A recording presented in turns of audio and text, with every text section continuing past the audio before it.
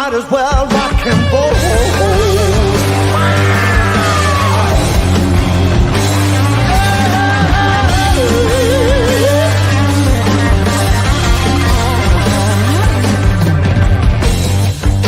I woke up in the morning, into my dreaming, longing and I'm yearning, 'cause I don't know what I'm feeling.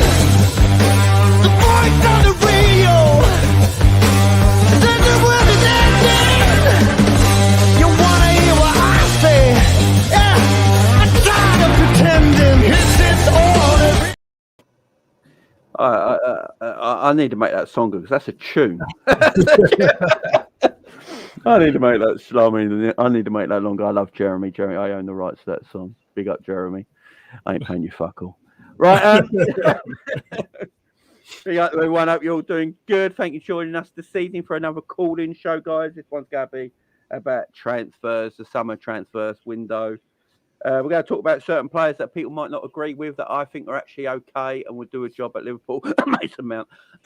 and some others in now. And, of course, we've got Ensman to help us out on this call-in show. Once again, how you doing, my man? I'm good, man. Appreciate the invite again. Looking forward to it. We're obviously going to put a couple of those transfers to bed. Maybe, we can hype up some of the other ones as well, but we'll see. Big up to everyone in the chat. I've already seen you guys saying big up, so big up to you guys as well. Yeah, exactly. All right, guys, me and En's going to chat for a bit, wait for the people to come in, and then we'll open up the phone lines and get your people in. We're going to do what we did last week, guys. 3 minutes, have your say, get the next person on. It worked really well. Went nice and smooth, so yeah, we're going to do exactly the same thing again. But me and En's are just going to chop it up for a little bit first, wait for you guys to come in, and then we'll get you going. So, obviously, we had the Arsenal game. We just had the Leeds game. I hadn't heard your opinions on the Leeds game yet. What did you think of it? Because I actually thought it was a good performance away from home. Yes, Leeds are terrible. We know how bad Leeds are, but I don't think we can always use a team that's terrible against us. We played well. There's a few things at that game that impressed me, and I'm starting to see why they play. Cody Gakpo is one of them. Yeah. I understand why he's playing full time at the moment. I do get it. I don't want to see it for a longevity going forward into next season, but I get why he's doing it right now. I sort of understand why Jota does play, even though I think his form's a bit up and down, but I understand why he plays. And Curtis Jones playing 3 games in a row, where look, we've always said Curtis has got ability, but he's never given a long run to show what he can actually do. So what was your thoughts on the whole Leeds game? Players that stood out for you, things like that? Look, it was a great game. And like you said, and like I've said, we can't really knock us when we play well and then say, because the opponents were shit. So that's why we played well. We can't always use that as a beating stick for Liverpool. We dominated the game from start to finish. We dominated the ball. Our progressive passing was on point. Curtis as a standout held the ball well, did the Genie role, but I think he offers a slightly bit more than Genie. Look, Genie was our ball retainer, and then he'll do the transition and break the lines, but I think Curtis has those assists in him as well, like you saw in the game. Great pass, by the way. Trent in that inverted, I think it's more than just an inverted fullback position. I think he's actually playing as a 2. So I think we go 3-2-4-1, and he plays as a 6 with Fab. But he dominated the game, man. Honestly, the amount of passes he made, progressive passes, left foot, right foot. He got 2 assists on the day as well. He was able to interchange with like Hendo, and then he became the more further or progressive midfielder. Salah looked on it as well. And you're right, in terms of the Gakpo one, I don't really want to see him as the false 9 going forward. I do want to see a number 9 up there. But if it makes sense now, obviously we might as well just keep it until it doesn't make sense, I guess. And obviously favoritism might set in there. I do want to see Darwin get minutes through the middle, because he came on and obviously scored a great goal. Great movement, by the way. We played well, man. We kept the ball well. We created a lot of chances, to be fair to us as well. And it was good to see Jota, off the mark now. Was it a year and 7 days he hadn't scored in? Scored 2 in the game, and he scored a great second goal. That half volley was superb, by the way. But yeah, man, as long as that continues, Jamie, I want to see more of that kind of football. I want to see us dominate the football. I want us to interchange and be elusive in our possession, our progression in terms of the passing and moving. But yeah, man, Gakpo didn't really stay as a false nine the whole game. He actually did move over to the left at times. And then you saw Jota through the middle a few times. Salah as well. You saw that as well. But in all, man, it was a great game, bro. Great game. Yeah, I really enjoyed the performance. As I say, the Gakpo performance, the more I watch this kid, the more I'm like, I can understand why we bought him. You know, I think 44 million eventually is going to look like a bargain. I just think he's going to be one of them players he's already seamlessly fitted into the club. I've got to give him credit for that. He's come in when the team is on, let's face it, Diaz came in last January when the team was flying. You know, Gakpo's come into the team that's down in the dumps. And, you know, and it's taken a while, but I see things in his game that I just love. I like his hold-up play. Yeah. I like how he protects the ball when he's got it. How many times does he really lose the ball? He looks after after got a great it. first touch as well. He does look after it. He does. Not only that, Jamie, if you notice as well, his timing of his passes as well. Tyler Morton merch. It's on the way, Jen. It's on the way. No, his timing of his passes, Jamie, as well, man. He knows when to release it and when to hold on to it. He doesn't just, as soon as he gets it, he tries to give it away. He actually waits for the right moments as well to pass it. Damn right. I don't know what you think about that, but yeah, man. Well, that Salah goal. Look at the pass of Salah, right? I spoke about this the other day when I was doing my reaction and saying, like, that pass was easy to mess up. I know it looks easy on telly. Yeah. You know, he got into a position. I think Robbo was the one who pulled it back to him, wasn't he? Yeah. And look, the ball was quick to him. The defender was pressing him, and it's easy to overhit that pass to Mo. Yeah. He hit it with enough power that Mo could take a lovely first touch and put it into the corner. And that, that is the link play we've been missing. We haven't got. Bobby's always been our linkster up front. You know, can link the midfield and the forwards, can hold it up, and he can assist a Mane or a Salah. That's what Bobby was tremendous, one of the best in Europe at doing, or if not the best in Europe at doing. And this season we haven't had that really, because Darwin's not that player. Darwin's more of I want to play off the shoulder, get into space, one touch finishes. That's what Darwin wants to do, and we don't play that way yet. Maybe hopefully next season that's what we're building to. Yeah, but. So I can understand why Darwin's out on the left, because of his power and pace. So, yeah, it makes sense to me so far. I just want us to continue this now to the end of the season. I don't care where we finish. I don't care if we finish in Europa League spaces. I want us to keep winning all the way to the end of the season. Let's just put on a nice winning, because let's go into next season with some positivity. Now, I don't want to limp into next season. Yeah, I want to let's have a good end to the season. Go, maybe. And have a good summer transfer window. And then maybe look at this and maybe, you know what? Maybe maybe this season was just a blip. Maybe this season was just a total blip, because we have got quality players. There's quality players in this team. We can't sit here and pretend that we haven't got decent players, man. No, we do. We do. Salah's, Gakpo's, Virgil's, Ali's, Trent's, Robbo's. You know, these players are quality, and they've just not performed. The manager's not performed this year as well. I'm not letting him get away with everything. Yes, I praised him the other day, but still, he hasn't performed this season. The players haven't performed, and it shows when they do put it together. And yeah, people say you lot are going over the top. It's just Leeds because Palace done them the week before. But look at the result. Look at the game against Arsenal. You know, after an hour when we got into that game, completely dominated Arsenal. We should have won the game. So, I can see old bits of Liverpool coming back. I don't know about you, Ends, but yeah, no, what I don't like in the space at the moment, Jamie, is like no one really gives us credit when we win. From our own fans, I'm talking about, by the way. It's like, it's because the other team played shit. That's why we did well. I'm like, no. It doesn't always work like that. I'm not saying they played great, but at the same time, we played well. Arsenal played well for 20 minutes against us, and then we dominate the rest of the game. 25 minutes they probably had in the game. Other than that, we dominate the rest of the game. No one said the same thing about that. It's just, Leeds is poor, so it's because they're poor. That's why we won the game. No, we have to still go and win the game. We lost to these guys before. The next opponent we played, we lost to them as well. So, yeah, it can't always be that point, man. No, it's, I'll see.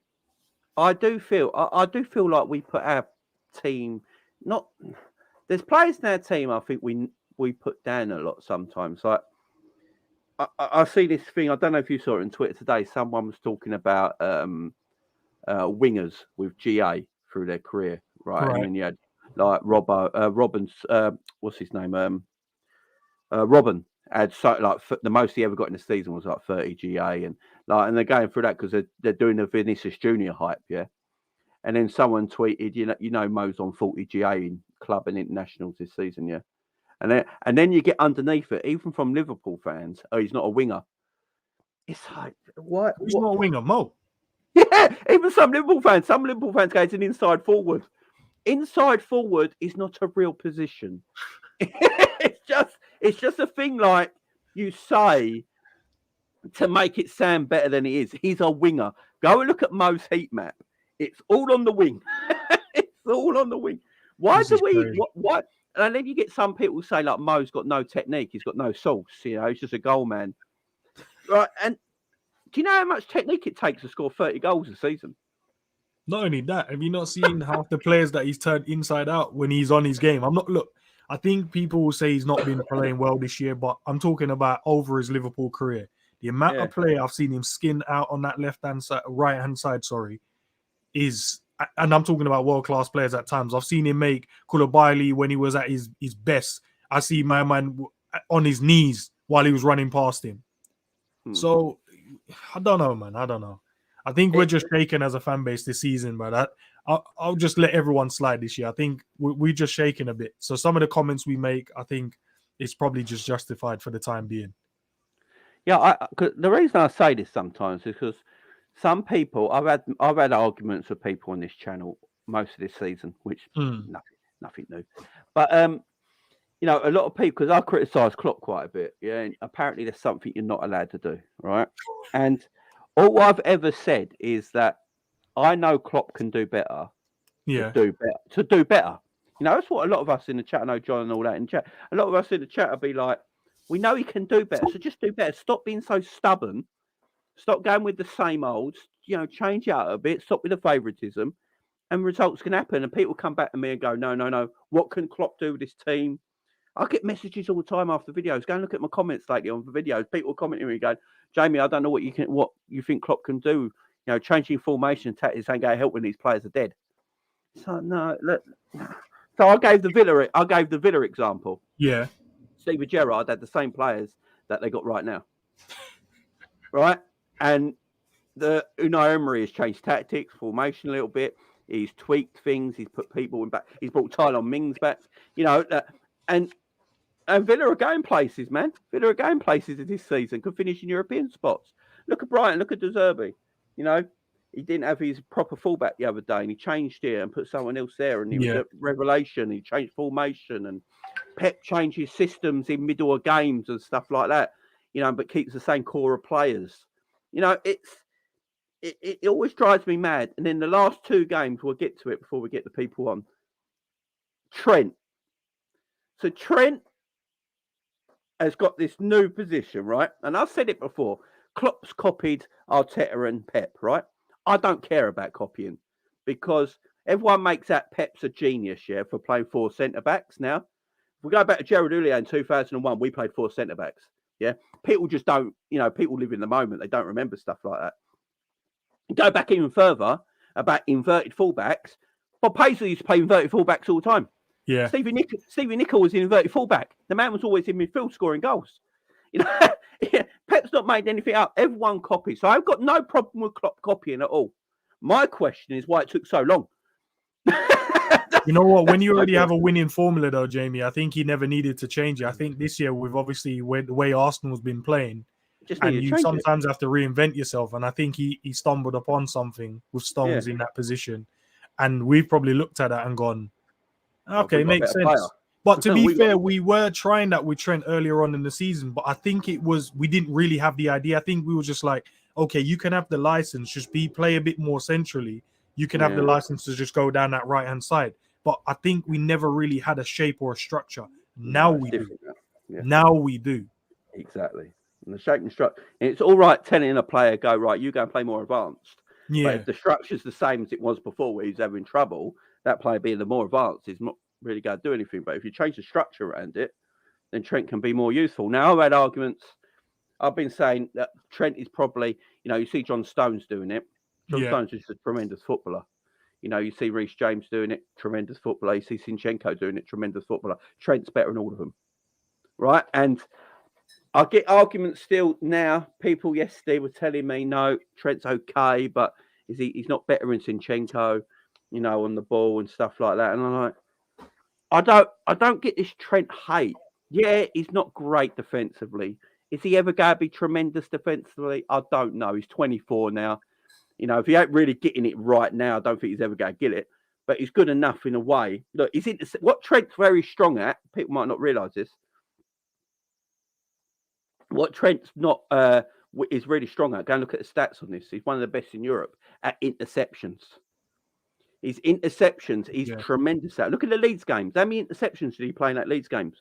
Always picking up the loose ball, winning the second ball back. In that position where he plays, in that verted area where he plays centrally, he's picking up more invert. And I said it on Coppish the other day. I said, Trent is arguably defending better in midfield than he is at fullback. Yeah, he is. Because he can intercept the ball quicker in that position, because that's where most of the activity is. So you don't have to think so long. It's more of an instinct thing to do because it's in midfield. That's where all the action is. When he's at fullback, Trent's got to think about, a lot of things when you're playing fullback. You've got to think, have I got to tuck in?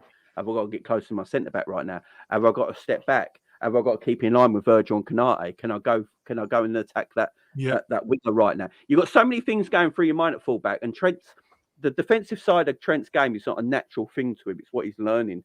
Trent's more about the attacking side of it. And this inverted role for next, I think we should just carry on now for the whole season. Yeah, right? 100%. This way, 100%. And then I think the same. Klopp's got to come up with something next season, because my only worry playing this next season is that we use and abuse Canate too much, because he's the one who's going to have to come across into that right back, centre back issue. And we know Canate has had muscle injuries, and he's a big lad, and because he's quick, you don't want to. So I don't know if next season we have to change systems and formations to adapt Trent into that position more. That's for next season. But this season at the moment, for me, keep Trent there, playing the way we are. Don't know about you, Jens, but I thought he was my man of the match against Leeds, and he kept the game ticking over. Do you know what I mean? It's just kept the ball moving constantly.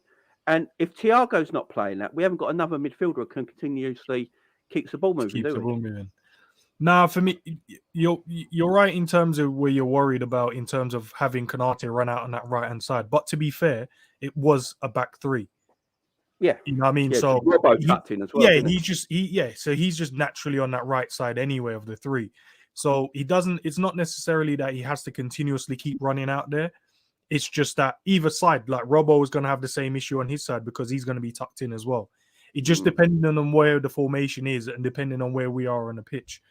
But yeah, having Trent in the middle of that park, dictating and pulling strings, man, was amazing to watch. I don't know if you saw the passing. I think our passing was 800 and something to their 200. And that's a lot of passes. And it showed that we dominated the game from start to finish.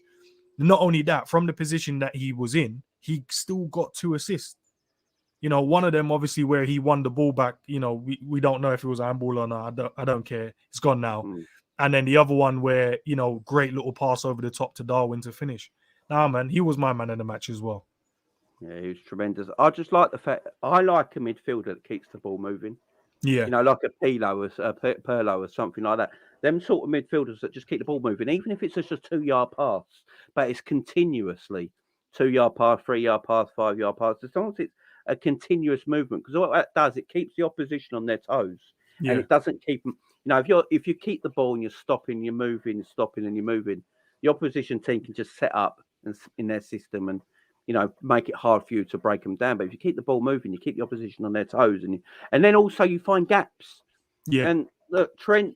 What I like about Trent as well, people say he's just a crosser of a ball, which is just balmy. It's just balmy, And Trent's got all passes in his locker. I love the pass Trent does that is into the attackers straight away. That one he finds into the attacker's feet. He did it Gakpo a couple of times, picking up ball in the halfway line, just threading it through with power and position. We haven't got another midfielder like that unless it's Thiago. And that's it. And look, talking about Thiago, talking about midfielders, as you can see at the bottom of the screen. One player that is causing a lot of discourse at the moment on social media and Mason. So Mason Mount. Mason Mount to Liverpool is looking more and more likely. Personally, think he'll be a great signing. I know a few Chelsea fans who don't want to lose him. Thoughts? Hashtag Liverpool FC. Yeah, this is from Jacob Steinberg, who's a reporter for The Guardian. Now, we have been continuously linked with this guy. Personally, I think he's a Liverpool player already. I think he's done. I think it's done. I know people are talking about 70 million. It's got to be nowhere near that. It's got to be 40 mil.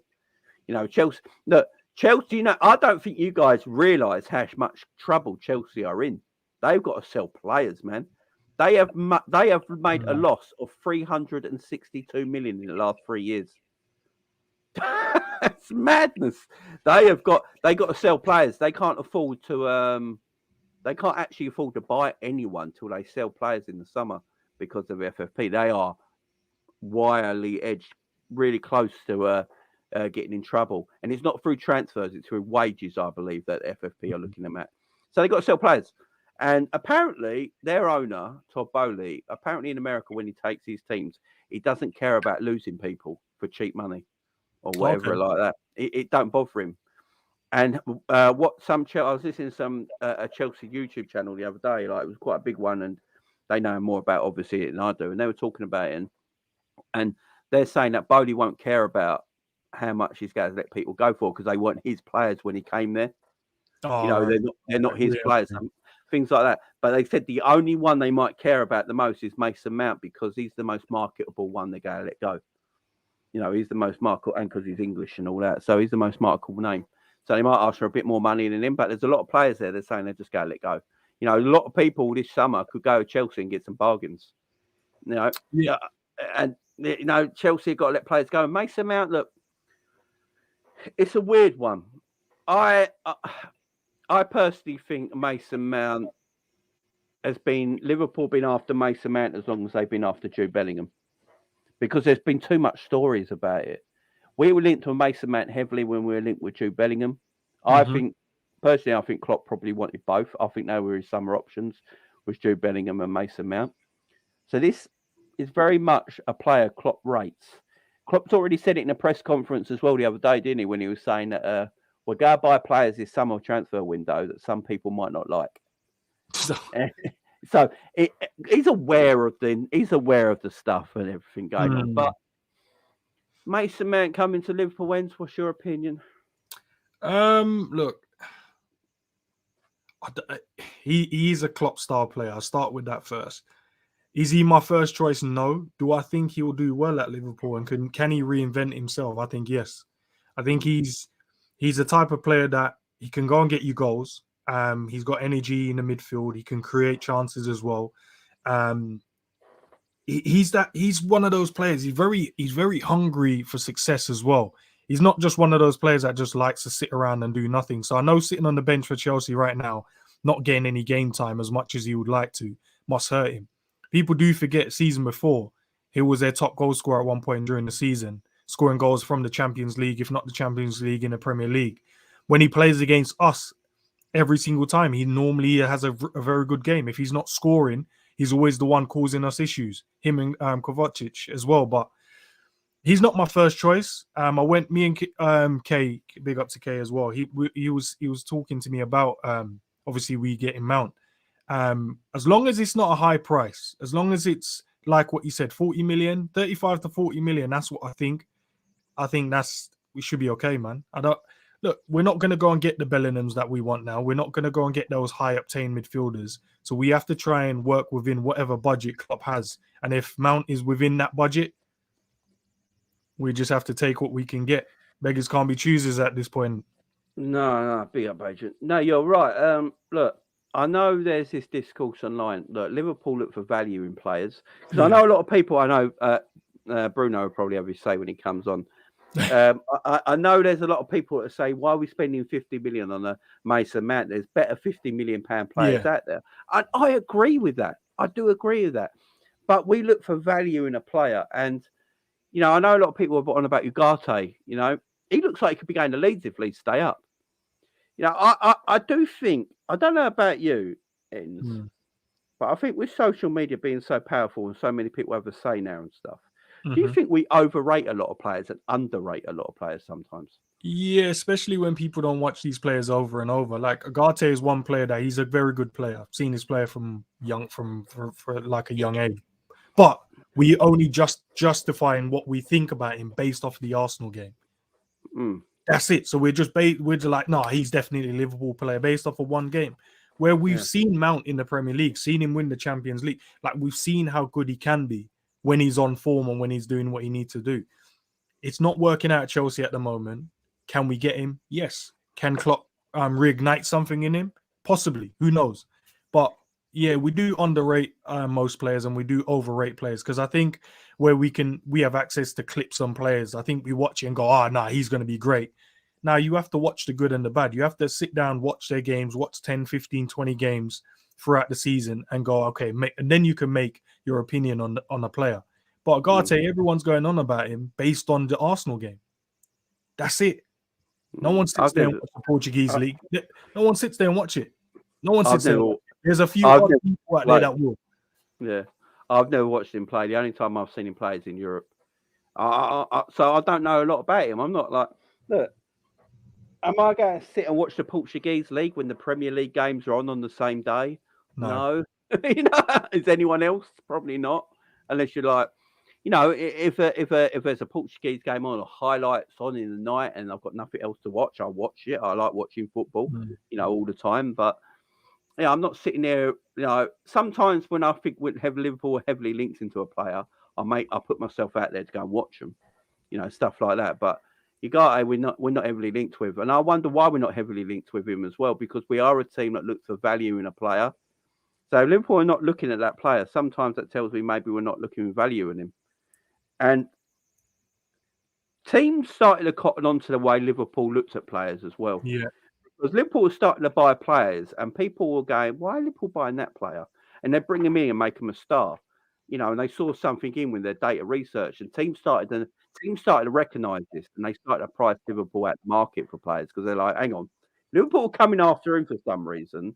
You know, like they've seen something in him that, you know, and if he goes there, you hear people used to say that all the time. It's only the last couple of years where that discourse has not been around and we've been chatting about it. But before that, yeah, Liverpool always looked for value in a player, and that player came in and did a job. Like Gini Wijnaldum, look, you know, Gini Wijnaldum was bought for 20-something million from Newcastle, got relegated. You know, and there weren't a lot of people like, you know, Gini Wijnaldum. Okay, all right. Now we're on about as Liverpool fans. We haven't replaced Gini Wijnaldum. He's the biggest cog in our machine. So it's that it's that sort of thing, and that takes me to another player that we've been heavily linked with, Ryan Gravenberch. Now I know Bayern Munich are saying he's not for sale now. They gotta say that, ain't they? Yeah. They're saying that Tuchel wants to keep him as a kind of player Tuchel rates, and Tuchel ain't played him since he's been there. Konrad Laimer is going to Bayern Munich. That deal looks like it's almost done. He plays in Ryan Gravenberch's position. I rate this kid. I haven't watched him much at Bayern Munich because he hasn't played much. But he hasn't played much, yeah. I did watch him at Ajax, and he's only 20 years old. And I'm going to say something now. I know a lot of people have been saying this, yeah, and I'm not just going to say this because because we didn't get him and all this nonsense, yeah. So I'm just going to say this, right? At Ajax, Ryan Gravenberch's ceiling was as high as Jude Bellingham's is now. Yeah. And you could argue that Ryan Gravenberch might have been a better player than Jude Bellingham, right? And if Liverpool are looking at it now, and they can somehow get Ryan Gravenberch for like half the price or 40 mil, 50 mil, and they're a similar age, similar style, similar kind of player, and we can build up the rest of our team with other midfielders and a defender or a spare goalkeeper or another forward. For me, that's clever business by the football club. Because Ryan Gravenberch and Jude Bellingham it's not this. They're not like that. You know, I do think the world has overrated Jude Bellingham just because he's been so highly spoke about. There's some Liverpool Twitter accounts that say he's the best midfielder in the world, right? There's I think there's a Liverpool I think he works for the Liverpool Echo. I can't remember his name now. People in the chat might know him a little bit more, but they're saying that no matter what midfielder Liverpool go for, they're not going to be as good as Jude Bellingham. I'm like, do we live in this world? Why do we do this? Like, why do we do this? I think Jude Bellingham's a quality act. Don't get me wrong, but I don't think Ryan Gravenberch is like much worse than him, and they're the same age. Look, Bellingham is class. Don't get that wrong, but he's a very good footballer, and I don't know what his ceiling is. He could be anything he wants to be going forward in the future. But you're right in terms of when Gravenberch was at Ajax, and then Jude is obviously at Birmingham. Then he transitioned to Dortmund. Their ceiling wasn't far apart. The only difference was when Gravenberch made his move, he just halted his transition into becoming a good player because he moved to Bayern and he's not been given the opportunity to play to develop. Where Bellingham, on the other hand, he's had those opportunities at Dortmund to play and become the player he is now. Look, Bellingham's going to be great. I would love him at Liverpool. Doesn't look likely, but back to your point about it makes sense, obviously, based on the price and what we have to spend, and then we can build on the rest of the team. Yeah, it makes good business sense. Obviously, not the player. I would rather Bellingham, but if I can't get Bellingham, Gravenberch is not a bad second option, and also that helps us build and buy other midfielders in the team as well. It makes sense because it's either we go and spend all the money on Bellingham because we're not filthy rich. We already know this. We can go and spend the money on Bellingham and then don't fix any other parts of the team. If that's what everyone wants, then that's cool. But I would rather us be able to fix every department in the team, and then we can then go back and then challenge again for the title in the Champions League. Yeah, I agree. You know what I mean? I'd love Bellingham as well, though. But it is what it is. Look, Bellingham's a quality player. But he is what the hell was that on Twitter there? He is heavily overrated. There's no doubt about that. And that's not saying he's a bad player. You know, I know a lot of fans that think Bellingham's overrated. I mean, 140 million. If you think Bellingham's worth 140 million, then you're mad. You're mad. He's not worth anywhere near that. When I'm not saying Gravenberch is a better player, but when he was at Ajax at a similar age to Jude Bellingham, there weren't a lot of difference. I'm not saying like Jude Bellingham was like light years ahead of Ryan Gravenberch. I don't think he was. I think wherever Ryan Gravenberch goes to any club in the summer or stays at Bayern Munich, I think he could be a top tier player. He's just not getting the same, you know, he's not playing a lot like Jude at the moment. Jude's in high. You need to play to improve, Jamie. That's the whole point of football. You have to play to improve. And if you're not playing, you're stagnating. If you're stagnating, he's not improving. Where Bellingham's had the opportunity to go and play and become better. So we have to wait and see. I think a lot of people pass or prejudge a player based on no real evidence. At Ajax, Gravenberch was one of the best young players around. He's not been the same player at Bayern because he's not played. But let's see now if he moves to a club. I'm not saying if he moves to us, but any club he moves to and he's able to play, we'll see from that point. Yeah, we know that's the point I'm making, my friend. That Gravenberch and Bellingham are the same age, and is there a lot between them? That's I'm not saying about like he's a 24-year-old specimen or anything. Look, you buy Gravenberch, you're buying a project player. But if you buy Bellingham, you're buying a project player. You know, it's not necessarily always going to work. So, but you know, Gravenberch been similar age to Bellingham. I don't think there's much between them. You know, quality wise. Look, what's Bellingham as a player? What's he great at? You know, his power and pace in his box to box, I would say. Do I want another box to box player who's got great work rate and still got quality at the end of the day, or do I want more of a technician like a McAllister now, but still give me work rate? This is where I'm at with what I want in midfield right now. Yeah, look, obviously we know Bellingham's ahead of him in terms of his development. Bellingham is a player that everyone wants, and there's nothing wrong in wanting him. But at the moment, we can't get him. So instead of we sitting there and keep going on about the same player, let's move on and see if we can get the alternative. The alternative at the moment seems to be Gravenberch. Me personally, I think he's a very good player. Will he be good? Be good at Liverpool? Time will tell. No, I'd rather have the Bellingham stuff done. But you know, if we got a budget, every club has a budget. There's not a club that exists that don't have a budget. Our budget is just shocking compared to others. That's all it is. So would I like to have Bellingham and Gravenberch and all them together? Yeah, but if I had to choose, and I know what the budget is, we got to be clever about it. Yeah, Bellingham's probably a little bit better than Gravenberch at the moment, but Gravenberch's ceiling's high as well. And if he's only going to be 50 million, it makes sense, don't it? It's not like we're buying a terrible footballer. Big up Gravenberch centre mid, Mount centre mid, Bestis HDM, McAllister attacking mid, Fab CDM, Hendo CM, Thiago CM, Curtis CM, Elliot CM on the bench would be okay midfield wise. Yeah, be fine, man. Be fine. We just need we need young, hungry lions in our midfield, and we'll be back. Don't worry about it. Some hungry players. Everyone's full up at the moment. Everyone's full up at the moment. They got a Champions League and a Premier League and an FA Cup. Yeah, you know when you've had that big 3-course meal and you can't go out after, you know you're done. Yeah, we need them hungry players in the midfield. I think we have that in the Nunez's and the Diaz's and stuff like that, but we still can tell, need a bit can't more. you? Yeah, you can tell the players at this team at the moment that the hungry ones are the ones that are full up, can't you? Gakpo as well. He's hungry for success. Yeah, the new ones. You can even add like a Simicas and you can add a Curtis Jones, because even though they've won the trophies at Liverpool, I don't think they felt like they were a part of the team winning it. So they're hungry to put their stamp in the team, especially like Curtis. I'm sure he wants to be like, I want to lead us to a cup, or I want to be a part of the starting lineup and drag us through to a win. But we need more. We need more. Yeah, I agree. Right, the link is in the chat, guys. The link is in the chat for you guys to come and call in. I'll pin it in the chat as well. Pin message. There we go. Right, it's live. It is pinned in the live chat, guys. So hit that link. Come and call in. Now, people already calling in big up. Right, guys. So what we're going to do the same thing we did last time. We're going to do the old 3-minute rule. I'm going to get my timer out. You'll go chat. Go for it. Jesus Christ, more people coming in. I thought. There you go. We've already got a number of people in there already.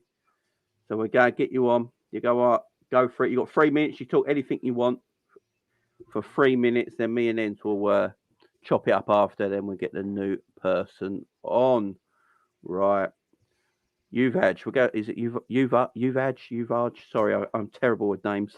He's going to come up first. My man, how you doing? Good.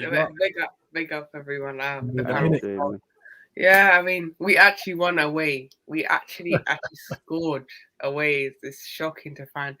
But yeah, time started. Okay, time has started. So yeah, I mean, look, it's just I expected us to win. Actually, I didn't. I mean, it was 50-50. I mean, I did expect us to win, but at the same time, our away form wasn't great. But we won that game, right? So it just doesn't matter. But look, I mean, on Mason Mount, right? If we can get him on like a 30 mil, 40 million, I don't mind. It's just if the price is over 50 million, I'll be like, no. But that's why I'm not really I'm not concerned about the summer at all. Like, it's just let Klopp do what he wants, and then we'll see. If Klopp gets the summer right, I'll give praise to him. But I think like Klopp this season's been awful. I'm not gonna lie. I think half of our fan base still protects him, but like he should have changed something from after the Brighton game even before, because should have done this actually before the Brighton game as well, because this actually works. This Trent inverted thing, you can say.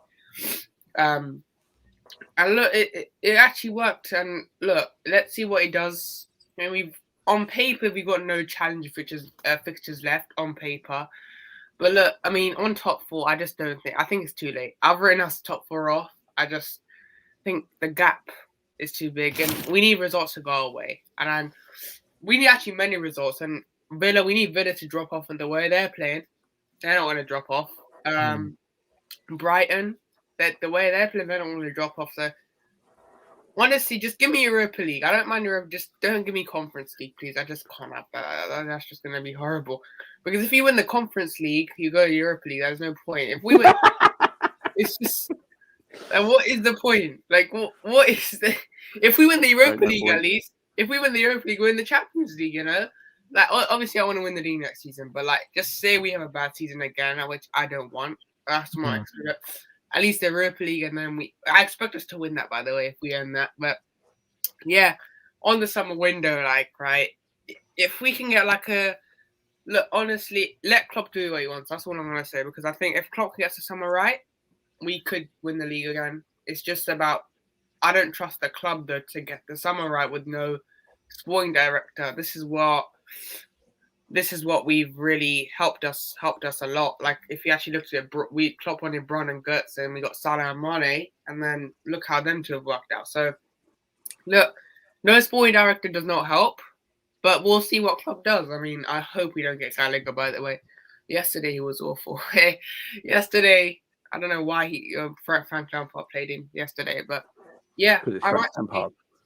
Yeah, it's Frank Lampard, inexperienced, but look, at least now we got Forest at home.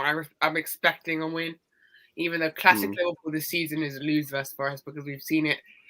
You know, the Liverpool this season, we do a good result, and then but I think we'll beat Forest like 3-0. I actually see Forest struggle to score as well, so I think we'll beat Forest 3-0. Big up, my man. That is your time. You went 9 seconds over. I'll let you go 9 seconds over. All right, big up, my man. Big up to you. How do you pronounce your name, by the way? Yeah, I won't say it right. Yuvraj? Yuvraj. Yeah. Big up to you, my man. Big up to you, my man. See you soon. Peace. Yeah, so I'm just looking at our fixtures there. We have got Forest at home Saturday, away to West Ham on the Wednesday. Tottenham. Then we're at home to Tottenham, who are terrible. Then we're at home to Fulham. Yeah. Then we're at home to Brentford. Then we're away to Leicester, at home to Villa, and away to Southampton. I'm going to say it now. Liverpool should win every game. I'm going to say it now. Look, if we don't beat at home, our home record's great. We've only lost one league game at home all season. The other game was the Real Madrid. Don't jinx it now. But Right, I'm going to jinx it, yeah. Right, so we're at home to Forest. Should win that. Right. West Ham be a difficult game midweek because they're picked up a bit of ball. Definitely. We should annihilate Tottenham at home. I don't care what anyone says. Fulham at home. I think we should beat a Fulham at home. We should beat a Brentford at home. Leicester away. That's relegate Leicester. I would love it. I want them gone. Sorry, Ant, if you're watching, but yeah, Brendan Rodgers needs to be sacked. And then at home to Villa in our last home game of the season could be a difficult game. That could be the Europa League spot game. And then our final game is away to Southampton, who will probably be relegated at the time. So you look at that on paper, we should win every game. I actually think the West Ham game is our hardest game left.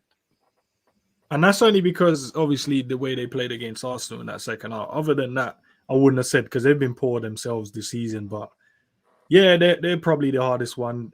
Fulham without Mitrovic as well. Is he going to still be banned? I know he picked up like a 9-game ban or something crazy, but he's the difference maker.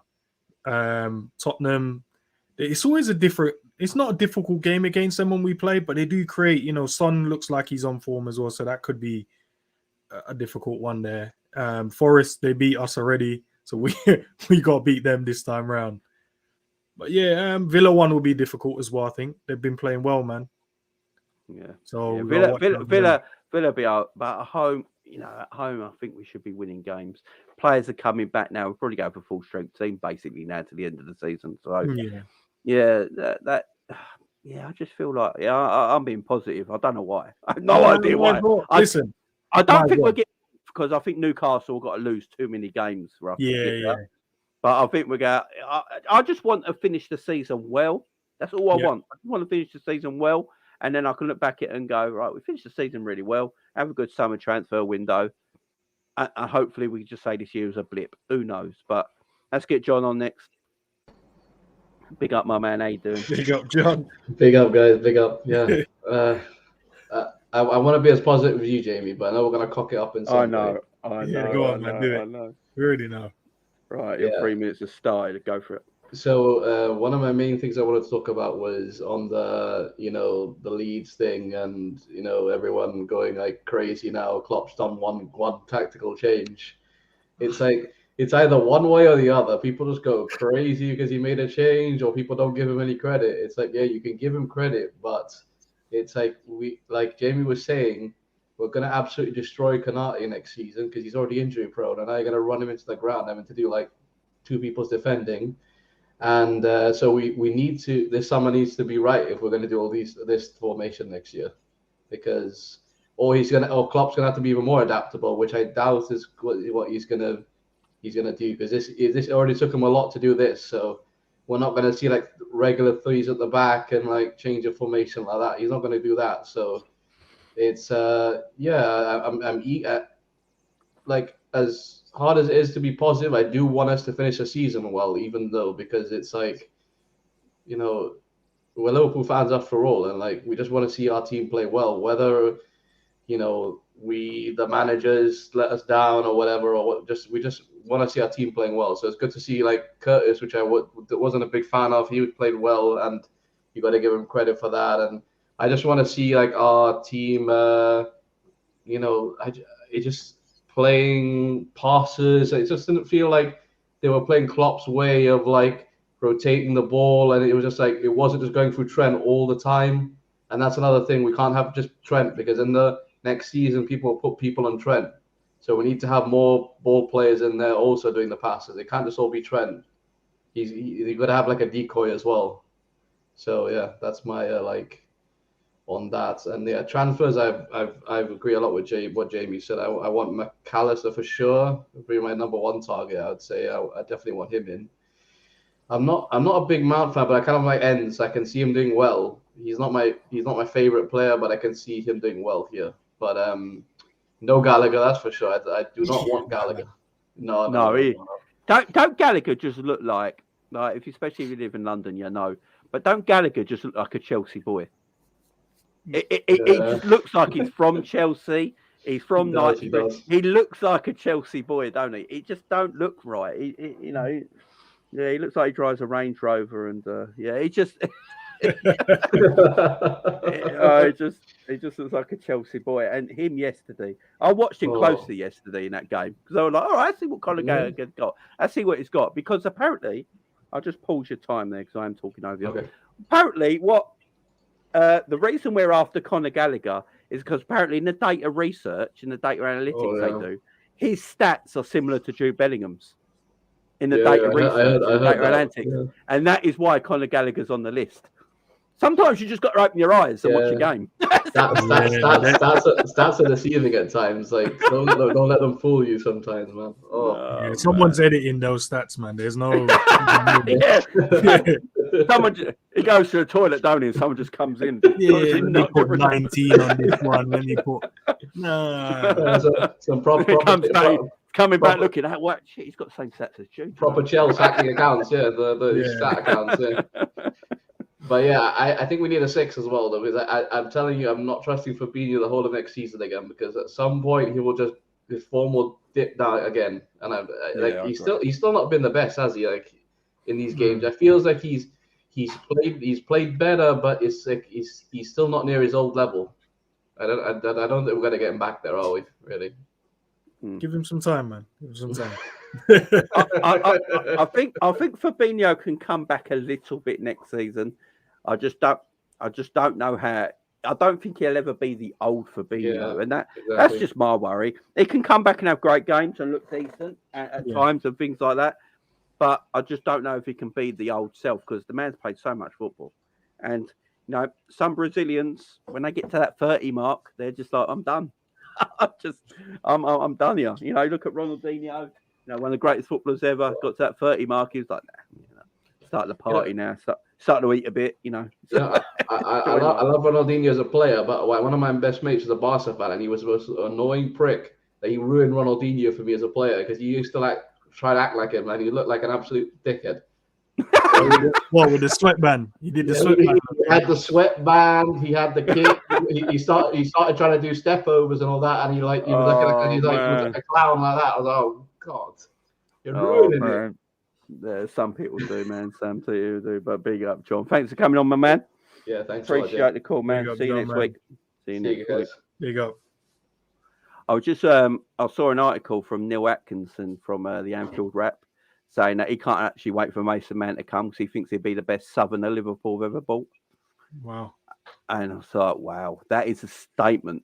That is a statement. And I was like, then I was trying to think in my head about southerners that have played for Liverpool. And I'm thinking in my head, he might not be wrong. Because I'm trying to think in my head, like all the southerners. No, I can't think of any. No one say John Barnes. That man was from Jamaica. Yes, he came from Watford. That's a Jamaican-born boy there. That's not... It is southern to where we are, but it's not. It's not the same.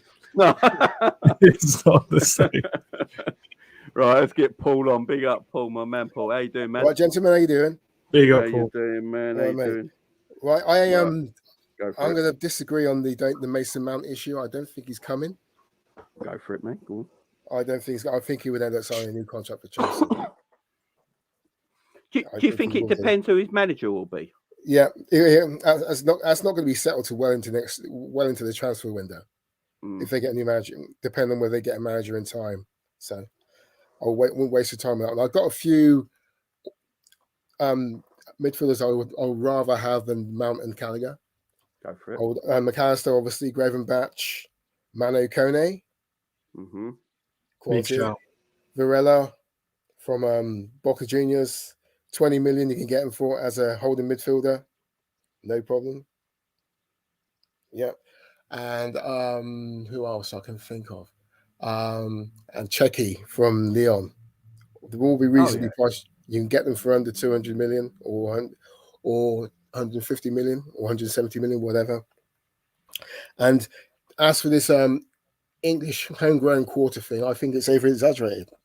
We don't need to sign in any English players in other clubs to actually supplement that particular quota. You've got good promising youth players you can put in there, such as Bobby Clark, Lee Clark's son, good player. You could put in Gravenberch, Fradendorf. Yep. No, they're good young kids we can put in there. Yeah, So, I think that's what Wolves have done because they obviously got a Portuguese side. So I think Wolves have done something similar to that.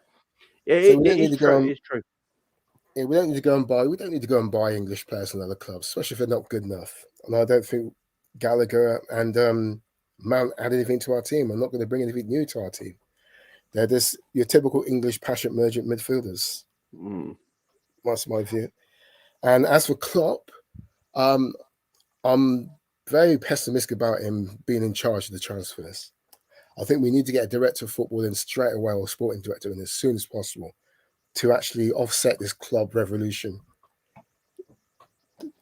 I agree. Yeah, we need someone to challenge him on the players that he wants to sign. That'll be fun. Oh, I agree. Yeah. I agree. I agree. Look, we haven't. We haven't.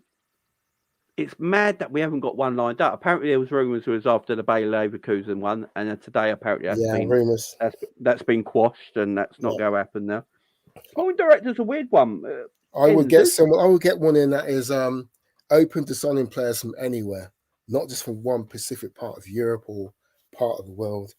I mean, I would love to have the guy from Benfica or Porto, or even Napoli. Yeah, because they have a wide catchment of area in South America, and we need to really get in there. Since we're not going to be able to sign players in Europe so easily, since we're out of the European Union, so we need to look at South America and even France. You can get some real gems there without spending that much money. Yeah, I mean, it's true. If FSG want to save themselves and spending money, they need to be serious about looking at those markets. No, I agree. Yeah. South American market we never look at. I don't know why. I mean, Brighton are doing it, starting to look at it now, and I mean, even Manchester City, they're starting to look in that market. So we need to get on par with them. No, I agree, man. I agree. Okay. How long have I got? You got go on, one more one. Go throw it in there. God, can't think of anything else to say. Actually, I think I'll end it there, lads. Paul, can I ask you a quick question? Do you believe the reason why we don't tap into the South American market is because that's not our style of play? that might be a possibility. But I start up here. I think it needs to change if we want to overcome this problem of dealing with the breaking down the low blocks. We've had difficulty from time immemorial from actually breaking down the low block. We put players with a bit of flair and a bit of invention. No, I agree, man. No, it makes sense. Makes sense. Right, my man. We'll let you go. Big up, Paul. Okay, Thank you thanks very for having much me for on, joining my us, friend. man. No Great worries, my man. conversation. No worries. Okay. Right, that's Paul out there. Big up, Paul. Thank you very much. Yeah, big up, John. Big up, Jay. Thanks for the call in. I got told I got laid off my job next week, so it was good to have a laugh in today before I'm back on hunt. Big up to you, John. So if you need any issues, man, let me know. I'll try and help you out. But big up to you, my man. Big up to you. I know how hard that can be. So yeah, it's extremely depressing when you lose your job and shit. So yeah, hopefully you get another new job quite soon, my man. Keep it up. Keep it up. Yeah, the South American market. Yeah, we've never really looked there, have we? And it might be a thing like you said, it don't suit our way of playing, but Yeah, I do think our way of playing does need to be changed a little bit. You know, I think our system's come to a part where it needs to be evolved now, and there's nothing wrong with that. Everyone evolves systems. Yeah. No, I don't think. Also, with our club, I don't know if we need major surgery, as many might think.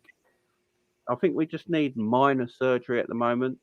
But if we don't do that minor surgery this summer, we're going to need, a lot. Yeah, it's going to be long. The following summer. Do you know what I mean? It's going to get worse and worse. I think we've left it for too long, and this is why we're in this issue. Because I think in terms of our front line, I think we're cool now. Maybe one extra one, maybe to challenge Salah on that right hand side. Yeah, forward. And then maybe one defender. But the midfield, we've neglected it for too long, so we need to definitely sort that. Get rid of the deadwood, which we are, and then we need to bring in some top quality players, and then we can just go again, man. Yeah, I agree, man. I agree. It was good seeing Luis Diaz back the other day as well. Brilliant. One thing I would say, he played right wing. I don't know if that's something Klopp's going to be looking at in the future. We got too many left wingers, Jamie. Though. Yeah, because I think you and me have spoke this before about Diaz maybe playing over on the right-hand side. He done it, I think, didn't he assist Darwin Núñez against Arsenal at the beginning of the season from the right-hand side? Yeah. So maybe that's something he's looking at, Luis Diaz out on that right wing. Because, look, I don't think it'd be a problem for him playing there because he's technically good enough to play on both wings. There's no doubt about that. And he's an intelligent footballer. So maybe that's something we're looking at. I mean, that'd be good. You still got a Salah. There might be games where, right, we can drop Mo, give him a rest. Play Diaz right wing, Gakpo through on the left, Darwin through the middle. Still a strong forward lineup. Yeah. So we are blessed to say in that forward department. That is definitely for sure. And all of them are young as well, Jamie, as well. So we don't really have to trouble that front line for a while because, Jota, where is he? 25, 26. Gakpo's 23. Núñez is 23. Diaz is 25, 24, 25. So we're all right, man. We're all right. We're good. We're good. I agree. Just one more. I think one more around that same age, we should be good. Yeah, I agree. Yeah, Paul, you're good tonight, man. Good questions, Paul, as always, my friend. You know that. Big up, Paul. Man. Right, big up, K-Mac in the channel as well. How you doing, my man? How you doing? Well. Right, let's get Drew on. Big up, Drew. How you doing, my man? Drew. Lads. Jesus. Let me hear the smoke. Let me hear the smoke, bro. You always come with some No. I will say that it's weird, because you see how everybody's saying no Gallagher. It's a bit weird because I don't know, because at Palace he was doing his thing. He was crazy, like he was on a hype. He was good at Palace. I said this yesterday. He was good at Palace. Yeah. A little bit sad, because even like when I'm looking back at his highlights, I'm a bit like, rah, like he was looking crazy. Yeah. And then now it's kind of like, now he's dead. Dude, could that just be his level though? I don't know, because he was destroying everyone. That's the thing. He got England called up playing for Drew, Palace, you know when you turn up and you go and playing, you're one of the best ballers. You go in a lower team and you just be on smoke. You be scoring goals, but it doesn't mean that your team is going to end up going anywhere. But you would look good. You're in a comfort zone, ain't you? You're just like, oh yeah, I'll take everything on the shoulder. I'll take free kicks, corners, pens. Like you're the best player there. it was weird because like no, bro, I'm not even disagreeing. It was weird because he was scoring so many goals. I was like, rah, like he was even looking better than Mount. Because let's be honest, Mount has only really had like one good season, like really. Like, From an output standpoint, yeah. Yeah. Don't go and diss don't go and diss Champions League winner Mount. Don't go. No, like it's weird. I can't like even me myself. I was watching them closely against Real Madrid as well. I was like, wow, like this is so weird. Like I don't know, like he looks like an amateur now. It was a little bit weird. I was like, what's going on with you? When I was watching Gallagher, shocking. It was weird. I don't know, it was weird. He was shocking yesterday. Gallagher. Yeah, but shocking. I definitely agree with the last caller. We probably should start looking at South American type ballers. I know we don't. Probably the last one probably had was like what, Coutinho? Would you call him one of those? Probably Coutinho. Well, he come from Inter Milan, didn't he? I mean, that was like, yeah, he was a baller, but we got him from Italy still. It was still in Europe, wasn't it? I mean, and the Asian market. There's quality Asian players as well. Yeah, bro. Listen, there's quality players from Korea as well. You got plenty of Korean players. Kim, Matoma, all of those types of players. So, but I think when it comes to this inverted thing that we've been doing recently, obviously the last 2 games or so, I think I'm still keeping quiet until I want to see how it works against Brentford, and how it works against Aston Villa. It's a bit weird because we've done it a little bit late to where I wish we could have been doing it against bigger teams a lot more, because I want to see how it works against the Cities, the Man U's. Obviously, I know we beat them in that one-off game, but I want to see how it works against those types of teams, the Newcastles. I want to see how that works. I know earlier somebody said as well that we can't just rely on Trent, and I agree with that as well. Yeah. Because what's crazy is that if Mourinho was still at Chelsea, he'd probably say, just man-mark Trent. He'd probably just put Kante and just put Kante on Trent. So I do agree with the other caller that said that we need to have it on both sides, not just Trent alone. Not just Trent. We can't just have Trent all the time, because eventually they're going to clock us and just say, just man-mark Trent. Just mark him out of the game.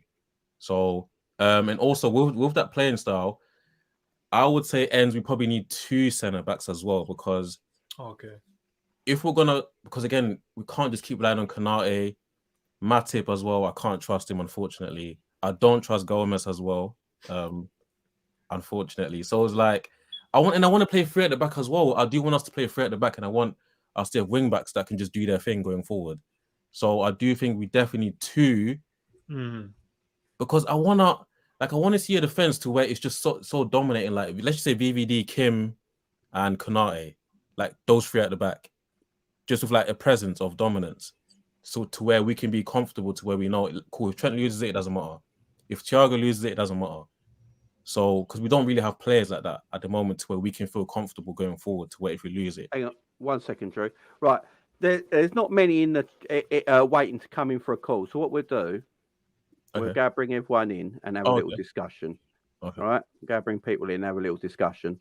And then we'll move along if there are more people come in. Carry on, Drew. Go on, mate. Yeah. So, and also, do you know what? With the Gravenberch thing, I didn't even know he was that tall. He's at 6 foot. I thought he was at 5'10". No, the man's massive. Big players. I had to go on the FIFA thing. I was like, he's 6'3".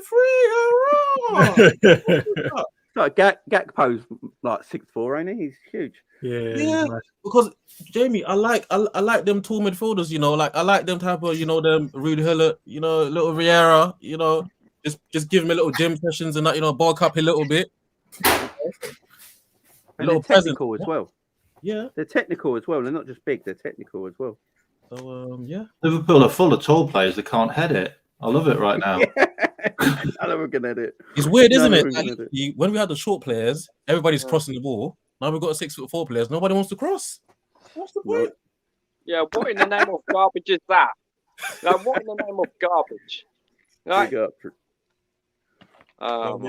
Actually, before I obviously let someone else speak, do you guys not think that, because you see now somehow Diaz is the left winger, Nunes, I'm yet to find out where he plays, Gakpo plays on the left, so do you guys not think we actually need an out-and-out striker, or do you guys think it will be Nunes? That will be his main. Nunes scored 26 goals last season up front. I know, but with us, he's not gonna, like, we don't utilize him. He played in a 4-4-2 though, so he needs another guy. I want to see Gakpo and Darwin together. I don't get that. Like, I don't get why they're not all getting played together. They're all fit. I want to see us play 2 up top with Darwin and Gakpo. that'd be Yeah, brilliant. absolutely. I think that might work. I think that might work. That performance against Leeds, when it was 2-1, I was like, okay, Jamaicans slap their ass. Jamaicans slap their ass. Beat them senseless. Do what you did against Man United. Beat the living crap out of them. Show no mercy. Make it 3-1. Make it 4-1. Make it 5-1. Make it 6-1. Make it 7-1. Make it 8-1. Make them leave the stadium. Beat them senseless. None of this showing mercy. None of this stroking the ball like you're stroking a cat. Beat the living crap out of them. Yeah? But before I knew it was 3-1, and then it was 4-1, and I was 5-1. I was like, that's what I thought. That's what I thought with United, yeah? Come to our place, yeah? Getting cocky, yeah? Now you're just getting a taste of your own medicine. You're getting Jamaican slapped. There you go. There you go. Look, it's mad. We've had a lot of big scores this season. Yeah. We've had a lot of big Incredible scores this games. season. Some incredible scorelines. And we're 8th. We've had 8-1s, 9-0s, is it? 7-1, 6-1, 5-1. And somehow we are where we are in the league. Crown world. This 3-2-5 formation, this 3-2-4-1, it's a good formation, yeah? But if you're going to play this formation, yeah, I want to see a bit of consistency now. I want to see some variations. I don't want to see him just use that formation like he's doing the 4-3-3, like he's constantly using the same pencil every single day, man. Yeah. Make sure that you're using different systems, different formations, different patterns of play. None of this. And if you're going to buy it, right, I've said this before and I'll say it again. I don't care if there's people in the comments that don't like this. Mason Mount is not good enough for Liverpool. He's like buying Joe Allen. This guy is like buying Joe Allen / Jay Spearing. He is not good enough for Liverpool, right? I expect. Is he okay, Bruno? Is he not better than what we currently have though? No. He's a massive Hendo upgrade. No. Trent is the Hendo upgrade. What I haven't heard anyone talk about is how you don't need to switch to a 3-2-4-1 to put Trent in midfield. Like, Trent needs to be in midfield forever. There is no debate anymore. I literally 30 minutes after the Champions League final last year, I went on Reddit. I went to the Liverpool subreddit and I put that in there. I got 400 downvotes and I got like 200 comments of people telling me that I need to learn more about football. Yeah, I was about to say, Mike, Reddit's a dangerous place. and then he comes in and he does this. I'm telling you, even if you ran the 4-3-3 and you just took Hendo, you threw him away, you put Trent where Hendo plays, and you put Joe Gomez at right back, who I'm going to be honest is not a bad right back. If he doesn't have to cross into the offensive territory, he can hold his own at right back. If you just do that, that's one less midfielder you need because we have the world's cheapest owners, and Trent delivers in midfield. Well, I don't think that there's a debate anymore. Liverpool are apparently the rumours are Liverpool are after a fullback. So maybe they're looking at that.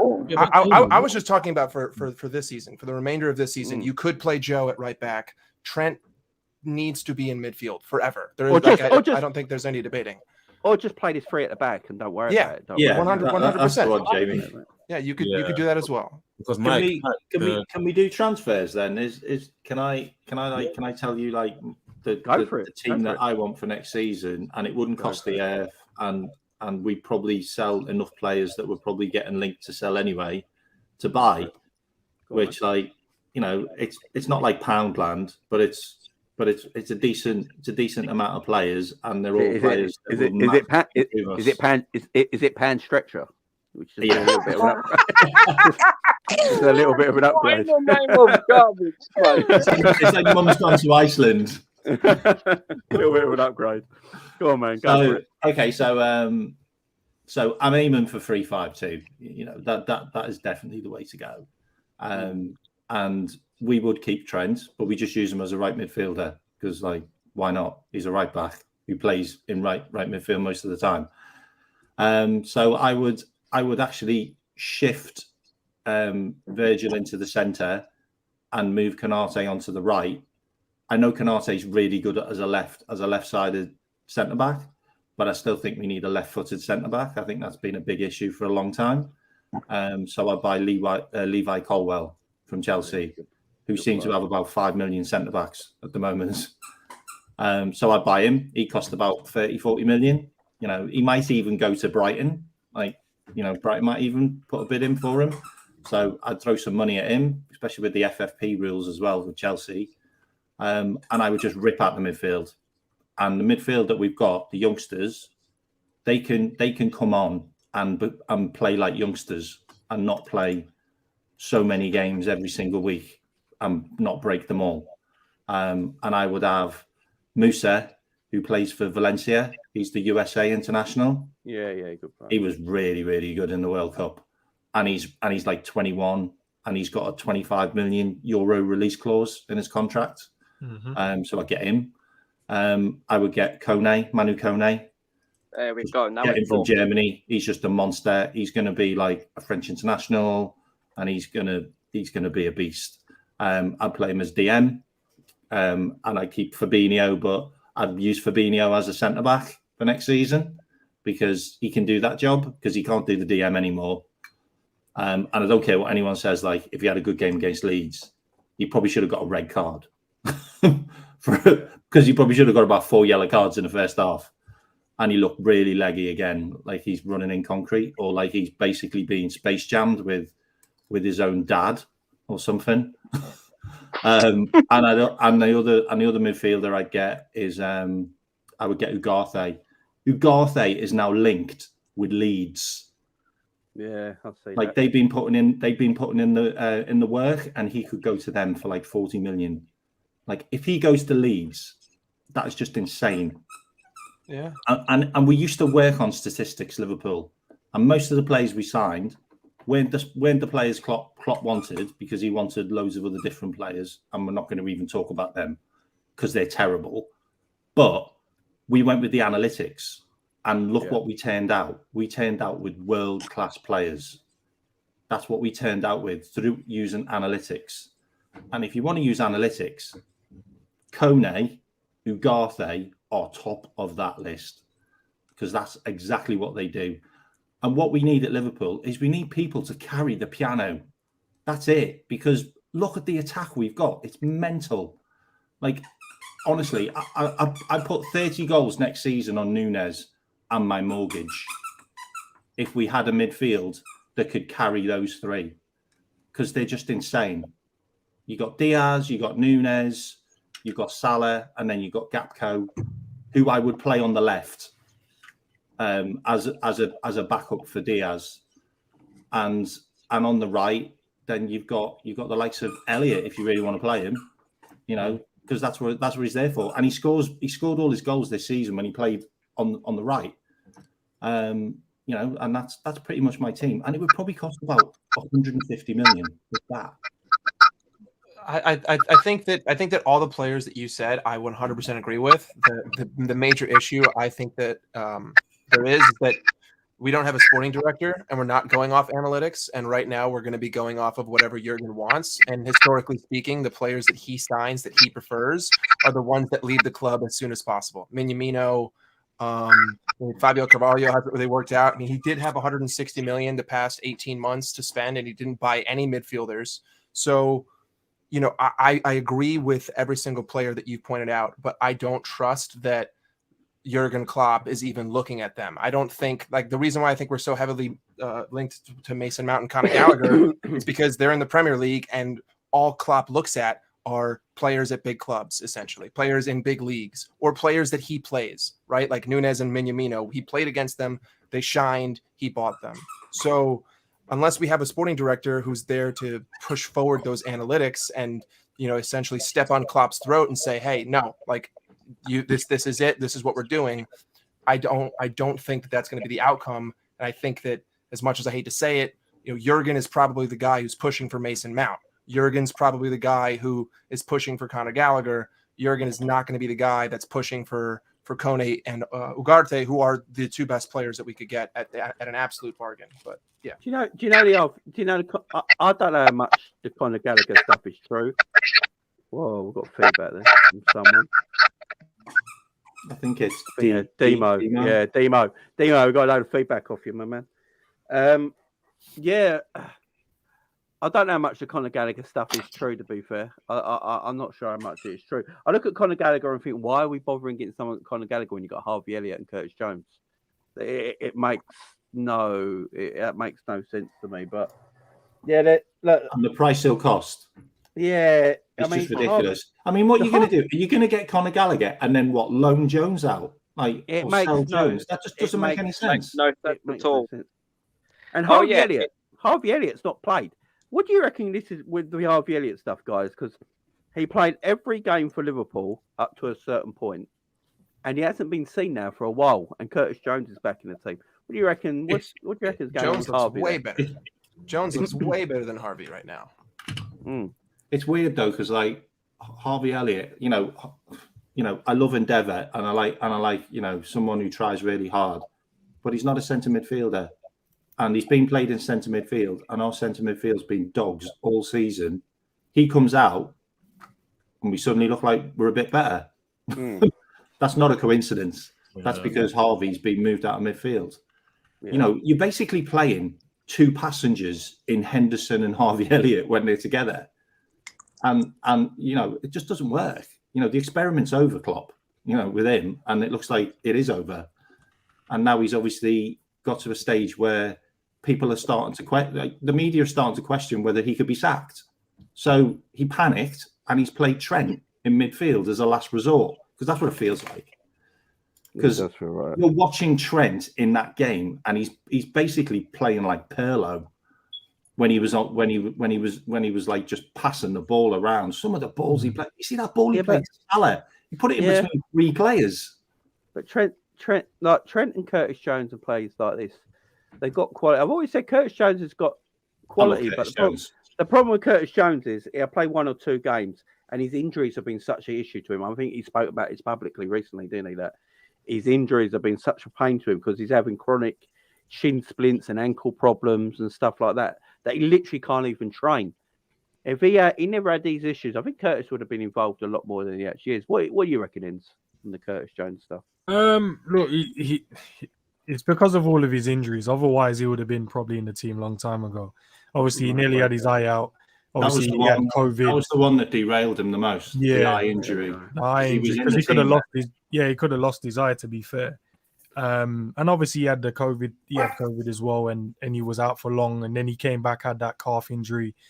There was so much going on with him. But I think now it's his time. It's now or never for him. I think he has to get these run of games up to the end of the season, and then I think it's make or break. If he performs well, then that solves an issue. That probably saves us going to spend another, I don't know, whatever, 40 million on a player. But it's yet to see. It's only been, 3 games? I think you'd say the back end of the Chelsea game, Arsenal game, he played well. The Leeds game, he's played well. So let's see how he does over the next course. We got 8 games left. See how he does, and then we can make our mind up about him. But yeah, man, I think he deserves his opportunity.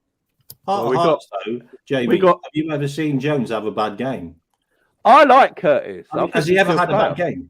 I've never seen him have a bad game. I don't he needs think to he's have had a many bad. run of consistent good games. If he doesn't have a run of consistent good games, then he's got to go out on loan. And also, I've got to say this: today's the 19th of April, so the 22nd is 3 days away. So it'll be Judgment Day for FSG. Yeah, Judgment Day.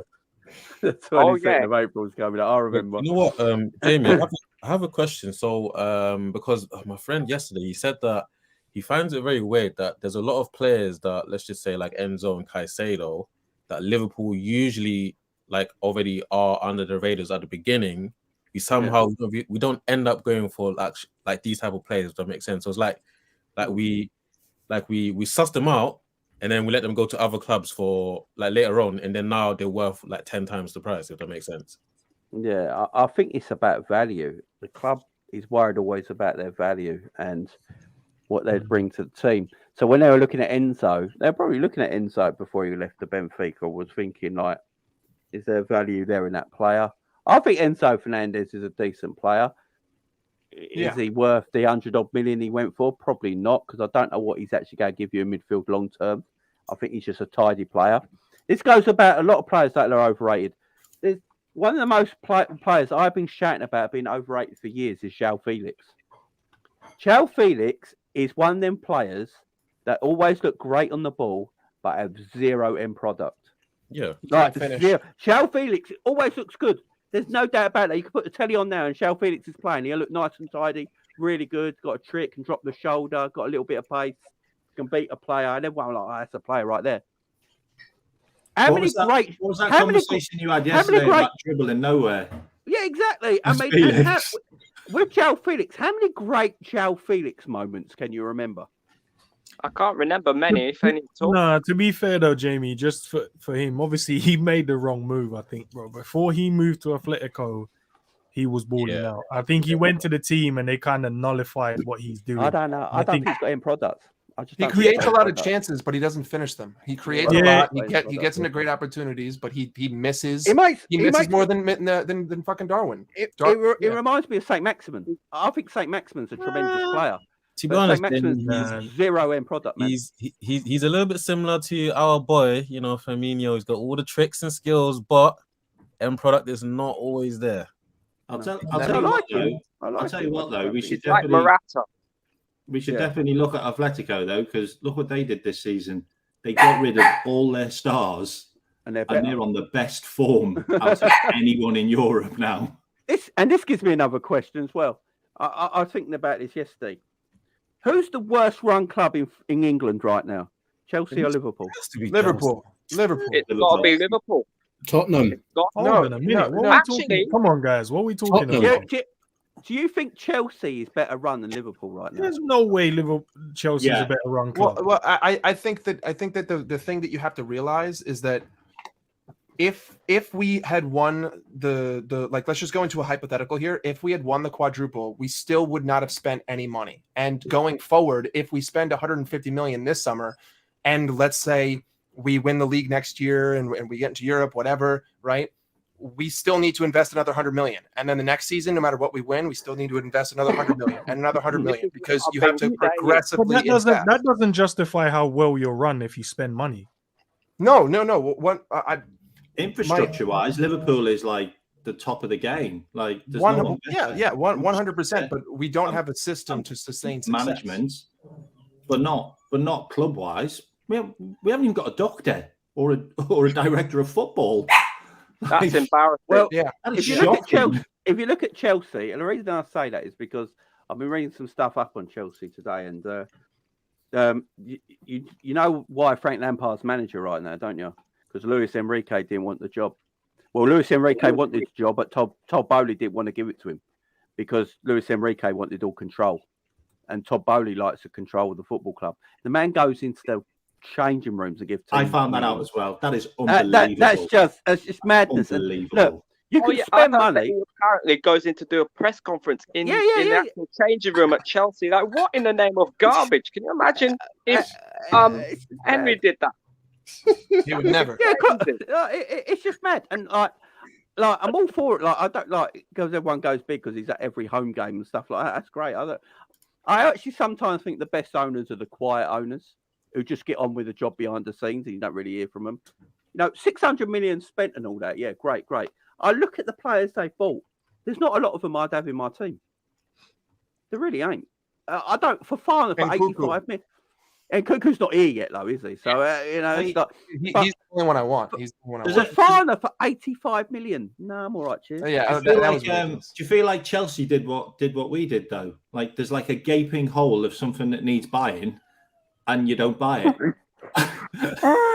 I mean, Chelsea, they've still not got a striker. And by the way, Cuckoo next season is still not going to be that striker that's going to score goals for him. Yeah. I still don't understand why they got rid of Tuchel. I think that was like the biggest downfall was getting rid of Thomas.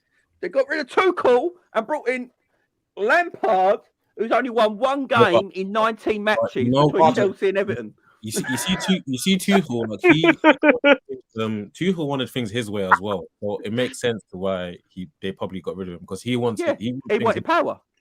Yeah. Tuchel's going to do things his way. Yeah. Looking at Lampard's last 17 games, I think there's hope for all of us in management Let's get on CVs. He's got one win. He has, I think, doesn't he have one win in 17? One win in 17. I think that was against Arsenal. It was against Arsenal, wasn't it? It was against Arsenal, wasn't it? It was against Arsenal. High schoolers could go out and beat a Frank Lampard team. It's just, I don't. It's Go on, weird, Dino, it's how you weird, doing, isn't it? It's like I saw Kante playing Cam. I was thinking, what's Kante doing up there? Go on, let Demo go for it, man, because you haven't spoken yet. Go on, Demo. Yeah. Big up everybody. Big up the panel. I just wanted to say a piece, and then I'll just leave. Listen. First of all, Enz, you being from Jamaica is really crazy to me right now. I did not know that, bro. From Kingston is even worse because I'm from Kingston, so that's mad. I didn't know. Big up yourself. We'll talk off here. The second thing is the Curtis Jones slander. I'm just here to give him his props. I'm seeing people say he's not good enough. He should be on loan and all of these things, right? And then on the other spectrum, I'm hearing people saying, have we ever seen him have a bad game? Now, for me, I'm not going to be biased. You remember, I think it was against West Brom. He made a back pass that cost us a goal. I think we lost that game. I don't know if you remember that game.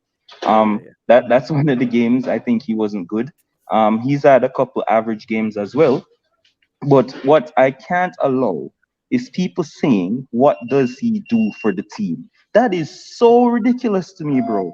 This is the same Curtis Jones who knocked out Carlo Ancelotti's Everton team. Let's not forget, as the captain, he curled it in the top bins, led his team to victory over Carlo Ancelotti with Richarlison and all of these guys.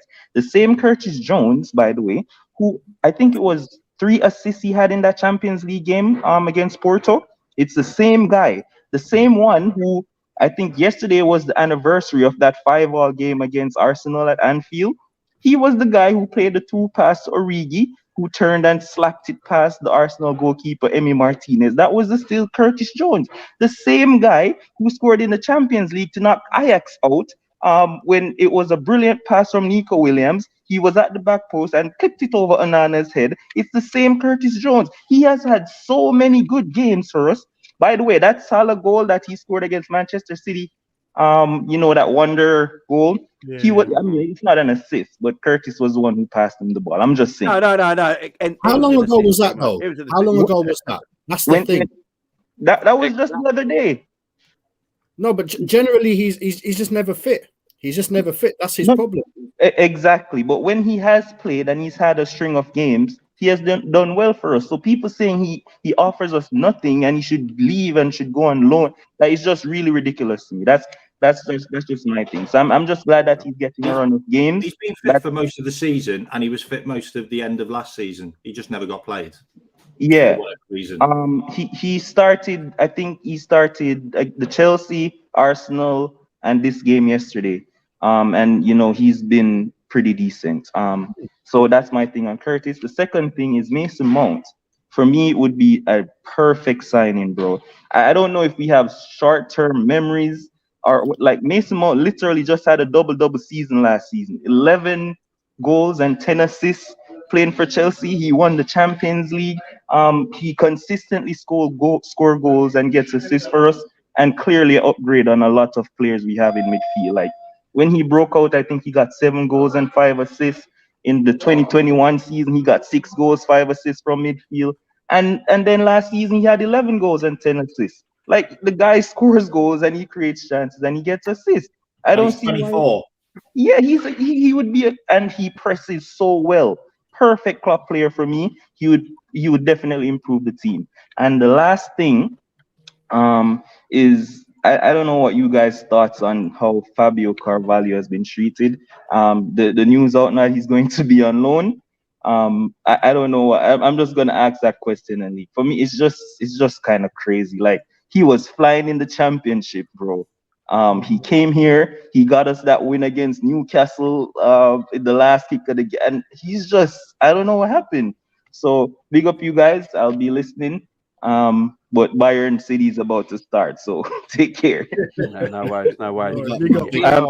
Firstly, that I've just by the Bayern news, by the way, like apparently Tuchel's a big fan of Gravenberch. Well, Gravenberch's on the bench again, so yeah. So let's take so that. what in the name of garbage is that then? They said that he was going to play. They said he was Yeah. apparently not for sale, that he's going to play, and then you bench him. So that's a load of BS then, isn't it? I just think it's Bayern Munich just wanting a little bit more money. I think that's all it is. That's a load. Right, Jenny hasn't spoke yet. How you doing, Jenny? Hi, How Jen. you doing? I'm okay, thank you. Good, What good. did you want to say today, Jen? I really like Quinn in midfield. Yeah. I want him to go in the midfield. I'll go back to his beginning. Okay. Would you now? Yeah. Who else would you like in that midfield as well? I will get rid of Coutinho. Yeah. I really don't like him. So So you don't like him? Why? he's too slow. It's so slow. Nah, Jen. No players are slow, Jen. You know, I know some of them look slow, but they're all athletes. They're actually quite quick, to be fair. None of us will be able to keep up with them. Oh, big up, Jen. Big up, Jen. I'm going to say, Jenny's channel, Kloppish, has just hit 1,000 subs as well. So, yeah, big up Well to Jenny as well. Well Big done, up to Jenny. Go on, Jenny. What else do you want to say? I really want Alex McCullough Gravenberch and McAllister. Right, guys, in the chat right now. McAllister, we ain't spoken about him much yet. Liverpool are heavily linked with McAllister. Yeah. Personally, if we was going to buy one player and he's going to come through the door first this summer, for me, I'd love McAllister, because if it's Mason Mount first, everyone's going to be like, if it's McAllister first, everyone's going to be like, oh, you know, it's going to be, it's going to be a difference coming through the door. McAllister for me, you know, I watch Hendo a lot. I love Hendo. I've got Hendo's book. You know, there's no, I sometimes punch it, but I've got Endo's book, right? And I love the guy. But yes, he gives me work rate. He runs up and down. I'm all for work rate. But at the end of the day, I need a bit of quality to go with my work rate now. You know what I mean? And I think McAllister will give us that work rate, but also that quality as well in the final third. Because, you know, he has got it, Endo. Don't get me wrong. He has got the old time that he can find an assist like he did the other day. But then there's some games that you watched the other day where, you know, he gets into them lovely positions and he overhits across, underhits across, or you got the Henderson hoof or that. My favourite one is the Henderson side footer that he gets on the edge of the box and he sweeps it past everyone. Exactly, edge of the box, man. Slap it in the top corner, man. I absolutely look. I love Hendo to bits. I just think I think we need to move on a little bit. Go on, Jen. Would you go Hendo? What would I do to Hendo? Would I sell him? Would I sell him? No, we're not selling him. Yeah. We're not selling him. Who's going to buy him? Yeah, 100%. Who's going to buy him? No one's going to buy him. Jen, we're not selling him. Captain. I would sell him. I'm not condoning that one. Sorry, Jen. 100%. We need to stop being sentimental. I honestly think Henderson's staying at Liverpool till he retires. The reason why we haven't got a director of football is because Klopp wanted to keep Hendo. It's the reason why he left. That's called being sentimental, then, isn't it? Jamie, if just like rewind a second, if you were to get McAllister, which would be around 50, I think 60 would be a little bit expensive for him. You could get McAllister, Kone, and Ugarte for probably under 110 million, which would still leave you 40 million if we were given a 150 million budget to go get whoever else you wanted, which would mean that you could get 4 players. Yeah, I think that will be our budget. I think 150 is probably our. You won't get McAllister for not enough. 50, 60 million. Not a chance. I think he's 80 million. I think McAllister. I think there's been things that McAllister is rated at 60 million. Yeah, I think that 80 is like overpriced on form. But even so, like if you look at Mount would be around 65. You could get Kone and Ugarte for less than 65, which is 2 for the price of 1, essentially. The thing about those players as well is it's such a Liverpool thing to do that will probably piss off Tony Bloom, and we won't get anyone from Brighton. because we'll try and tap them up through their agents, and you have to speak to Tony Bloom direct. Like, he is the man that you speak to. You don't go to agents, which is why Arsenal didn't get a Caicedo, because they were tapping him up through his new agents. And it's a Liverpool thing for us to fuck that up. No, but K-Mac, to be fair though, we have to find out if the player actually wants it. There's no point of going to talk to. No, they talk to them to see if they want to move. Yeah, don't they? Fair enough. The player wants us first before we, go directly to the club. I think McAllister's massively possible. I really do. I think Liverpool are trying to work it out who comes in first. I actually think Liverpool got players almost sorted that they want, that they're done.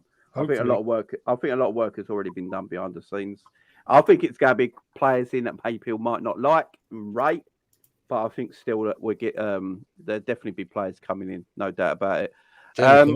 Can I just ask you an end in terms of Nunes and Gakpo? How long are you giving these two players to show their actual potential? I mean, not even potential, to actually show their colours. Because to me, I still feel like them two, they haven't taken it as serious in terms of.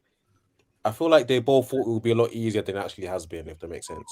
I know for a fact that Nunes thought the Premier League was going to be a lot easier than it is. Yeah. I think with Gakpo, I've said it already. I rate Gakpo. I've liked what I've seen already.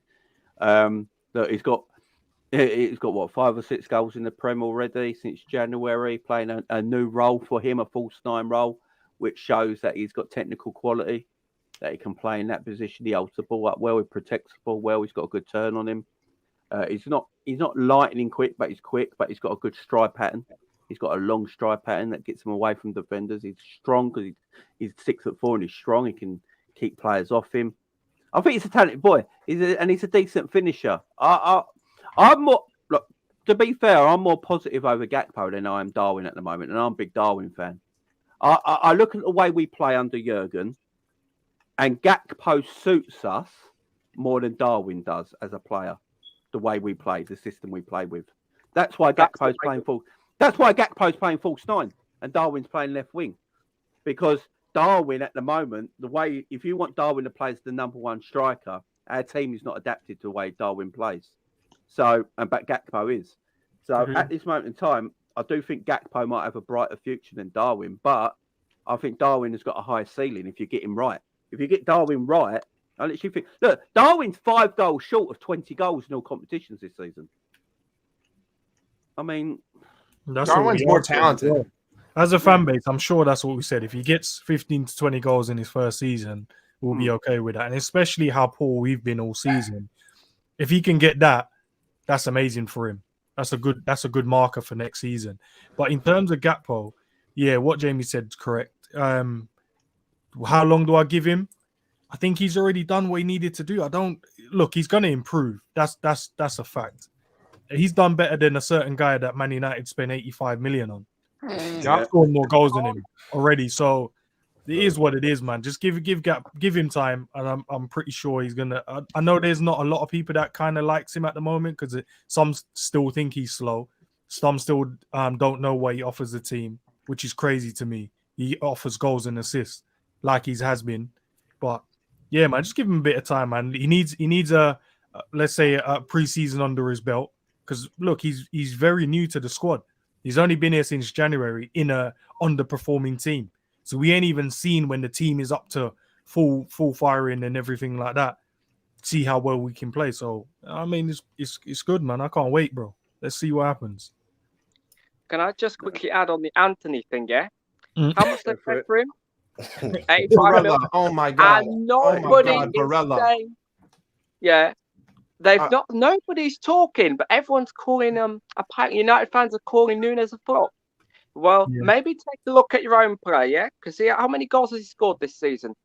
Yeah, and then they all go, "Oh, Darwin's a striker, though. There's a difference." He's playing left wing all season. He's playing on the wing, the same as your boy Anthony. So that's another player who's flopped. May I add, Richarlison. 60 mil from Tottenham. Did anyone actually think he wouldn't flop, though? It's Richarlison. I actually thought he would do well, though, James. I can't even lie, bro. He's the man's toilet.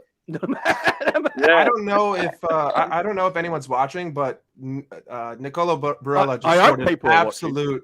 He just scored an absolute unbelievable goal. If he didn't want to leave Inter, if he wanted to leave Inter, I feel like he should be our number one, but he's not going to leave. Inter will sell the club before him. Yeah, exactly. He's never going to leave. Italian players don't leave. Yeah, Italian players don't leave. It's oh my very God. rare. It's so rare that Italian players leave. Actually, do you know what, Jamie? They probably no. They'll probably leave when they're about 40. You see when Bali when he was like, "Yeah, you're done now. Now we can get rid of you. Yeah, off you go. Yeah." Well, there's I would give up everything for him.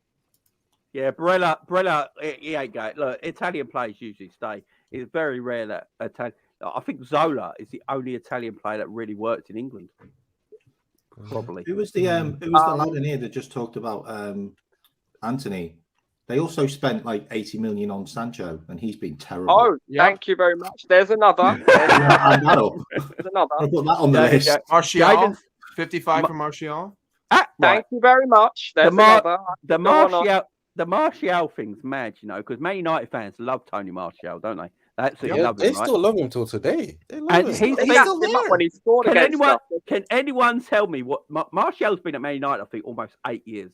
Can anyone tell me Martial's ever done in 8 years? He beat Apart us. from scoring a goal against us, and they got proper gassed. He probably did. Martial. You know, I was fuming when Martial scored that goal because moments before, Benteke scored a wonderful volley, didn't he? Yeah, and then he scored an overhead kick in that game. Yeah, but have you gone and listened to the commentary on that? Martin Tyler's like, "Oh, goal, Benteke." Oh my gosh, Martin Tyler hates Liverpool. And then when Martial went on that run and scored, and Martin Tyler was basically had his knob out. It was. Did you? He was doing the American commentary against Leeds. Literally, like it was so dead tone the whole time. I was like, oh, and another goal, and another goal. Kind of like he smoked the bomb. I just don't know. You got Peter Drury. He was saying that Elliot was like best friends with the guy that broke his ankle. Peter Drury is unbelievable. Peter Drury is. What in the name of garbage, man? Can I just touch on what they said about what you said about Gakpo? I think Gakpo will be a really good player because he's really functional. Like he's that type of Dutch player that just fits into a team and the team works with him. Nunes is just like, I don't know, he's like throwing a bull into a china shop. It's just like you just don't know what you're going to get with him, and that's why I think you should probably just keep him as far away as you can from the team, which is like right up front. Both of them are world class. Just give him the ball. There's some rumours going online right now that Chelsea have accepted a £42 million deal for Mason Mount. From who? From Liverpool. I'd take that all day. I'm disgusted by that. Do you know what? Like my worry is that like 64 million. Even though obviously we're gonna have Gakpo playing on the left, obviously now Diaz. Okay, for me, as soon as Diaz is back or ready to go, obviously I know he's now slowly getting back in. He has to play it. That's his side, and it's really just we literally only have one. Obviously, except for if Gakpo's gonna come off the bench, it's gonna have to be Diaz, Salah, obviously no doubt, and then somebody's got to play down the middle. Unless you guys are more happy with Diaz and Gakpo, like, you know, switching every now and then. But because to me, I'm like, Diaz has to play all the time. Like, he just has to play. Yeah. So, again, I don't know where Gakpo's going to end up playing. Is he going to play less minutes? Like, I know, Jamie, but Diaz is going to have to play. I'm doing it, Drew. I'm doing it. I'm doing it. The thing about it is I don't want to see Gakpo up front. I want to see him on the left wing. This is what I'm talking about. Gakpo. He's so good on the ball. Yeah, but I think he's going to play four forwards. Is Diaz irrelevant now? Like, is he just? I think Diaz might play a lot on right wing. He came on and played right wing the other day on his first game back in ages. I think there's so many tap-ins. I think Diaz on right wing might work, you know, because Diaz has got that technical quality to play on either wing. I think that's what he might be looking at because we're so overloaded on the left-hand side. You know, Jota and Gakpo can play left side. Salah and Diaz can be. That's maybe what Klopp's looking at. Maybe that's what Klopp's looking at. He's looking at Diaz and Jota to be his left wingers, Salah and Diaz to be his right wingers, and then you got Darwin as your striker, and then you can change it up in games. So some games you have Salah, Gakpo. You can have change Salah up the as the formation. right winger, Exactly, Gakpo's not false be so nine. predictable. Diaz on the 3-4-3, left. 3-5-2. Yeah, you can change it up, and I think Luis Diaz can definitely play on either wing. He's technically good enough to do both. Drew, I don't know how you feel about that, but I think he could do both. Yeah, He's our best technical player. Yeah, definitely. You guys see the kick ups him and Thiago was doing in training. Yeah, man. I never saw Hendo's, but I saw but Thiago sometimes is Those were like the John too Smith fancy. advert. yeah, Abbott. Can I just quickly say, why didn't Klopp use this formation in the first 4 weeks of the season? Why didn't he do it? Why did he wait? Bruno, this should have been done years ago. It's not even just this should have been done like 2 years ago. Oh my God! You should have been doing this. This is weird. Right, I'm staying out of this because I get it all the time. They're coming for you guys now. Not like I don't give a rat's ass. Come for me. I'll just go. I don't care. Right? He needs to stop acting like Wenger. He needs to stop doing a Wenger. I don't like it. Right? Change the tactics. Change the formation. Buy new players when the players are getting older. This is like 16, 17 when Arsenal, basically what happened, right? They had their players. Wenger had his players, right? Didn't replace them. They got older and older. And guess what? Arsenal fans went absolutely ballistic, right? Ballistic. There were protests all over the stadium because they wanted new players. But Wenger kept using the same system over and over again. Bayern Munich away, Bayern Munich at home. They got battered 10-2. When they got thumped at United, right? It was a repeated cycle. We don't want to end up like that. Right? That's not good enough. And the standards over there, now they're flying high at the top of the mountain. That's where we should be. Right? Yeah, we're not flipping Arsenal of 16, 17. We're not Tottenham, who, by the way, right? This team, they haven't won a title since flipping the 1960s. They haven't won a trophy. They haven't won a trophy since 2008. Do you know how many things? Tottenham, but Tottenham are non-existent. Even Tottenham fans don't even recognise Tottenham anymore. Tottenham fans are non-existent. I want to say one thing though, because it drives me mad. Right? You know, everyone's going on about Arteta equaling Klopp if they win the Premier League and stuff like that. My gosh! Right? Can I just say one thing? If Arsenal don't win the league this season, they're trophyless. Yeah, right? No trophy, right? No. Yeah. Every time we compete with City and finished runners up, did we always win a trophy? Yeah. Apart from one season, I think the 97-point season we won the Champions League, and then last season we won the Cup double, and the time we competed with them as well, we actually won the league. I don't think it was even competing, Jamie, to be fair, bro. We blitzed everyone. Yeah, we blitzed that, and we won the Premier League. So the 2 times we finished second behind them by a point, we still won a trophy. This Arsenal team, if they don't win the Premier League, they're going to be trophyless. Exactly. It'll be the most disappointing season ever. And they've been getting very cocky, Arsenal fans, particularly, and I'm going to call him out, and I don't care, Gunnar Lee. And I have warned him on Coppish TV to back off Salah. I have warned him. I don't know. I don't get the Salah abuse. I don't get it. I mean, I don't feel, but the man scores goals, man. That's what because he was getting all thingy and saying that Salah wasn't worth the 350 and that he's basically rubbish. I was like, I went on Coppish TV that same day and I was like, oh, you're disrespecting Salah, aren't you? This is a guy that's won the Champions League, a trophy you've never won. Yeah? This is a guy who has been scoring 20 plus goals for how many seasons now? I think it's 7 seasons. So he can't talk. His banter is dead. His banter is non-existent. Salah's just broken another record as well. He scored more left-footed goals in the Premier League than any other player as well. Every time he breaks records for fun. If he carries on scoring the way he is, he's going to break Robbie Fowler's record, by the way. Hey, talking about Robbie Fowler, that finish. Fowler's a legend, man. That finish, the little flick on. I think next season, though, we'll probably win the Europa League. Like, Europa and that's League. and that's our way I'll tell back you into the Champions No, League. I came out. We better fucking win the Europa League. Good deal. And that's our only route. I feel like We're that's our not, only yeah, route well, back hold into on. the Champions We League aren't as even going well. to be there. We're not going to be in the Europa League because Newcastle is going to fall apart and we're going to win out. So Right, here's my thing. The two right.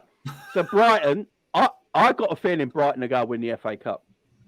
Right? Yeah.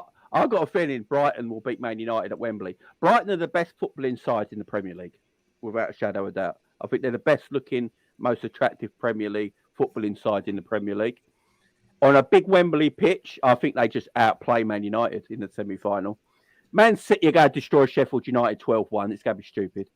And I think Brighton might actually... Never underestimate the opposition. What's the scores against Brighton and Man United this season in the Prem? I'm not I sure. don't know. Did Brighton beat them 4-1 earlier in the year? Was it? Something like Was that, it? wasn't Was it them? So remember. they beat them as well. Brighton are. I wouldn't want to play Brighton right now. They're a scary team. So Brighton get to the FA Cup final. Their eyes might be taken off what they're doing in the league. Newcastle, I don't know. Newcastle got some other games. Still got like people like Arsenal and that to play. So I just thought for what Liverpool got to do is just win every game and see what happens at the end of the season. Yep. If we finish fifth, we finish fifth. At least we go into next season with some positivity that we can actually put games together again and win matches of football. So, that's all I care about, guys. I just see Upper Meccano get sent off. No, it was. But he got rescinded. Yeah, he got rescinded because it was offside. He is truly terrible. Truly terrible player. I'm so glad we signed the other one. Yeah. Oh, yeah. Definitely. Go on, Drew. Do you guys think that we're... How far behind do you guys think we are in terms of like transfers? Because do you guys because you know what's crazy is like the way that people used to complain about City, or they bought like City will buy like 15 centre backs in one season, but then again it's kind of like they buy players with like hindsight in a way to where now they don't really have to go and buy all these types of players, if that makes sense. So with us, how far would you guys say we are behind in terms of transfers and stuff like that? So with us, I'll go first on this, and then everyone has to have a say. But with us, I don't know because it's weird. Like I looked at Arsenal. Arsenal finished 8th, 5th, and they're the top. So I look at it and think, right, Liverpool get their best team together that are fit and buy good players in the summer. We've still got a better team than Arsenal. Then I just feel like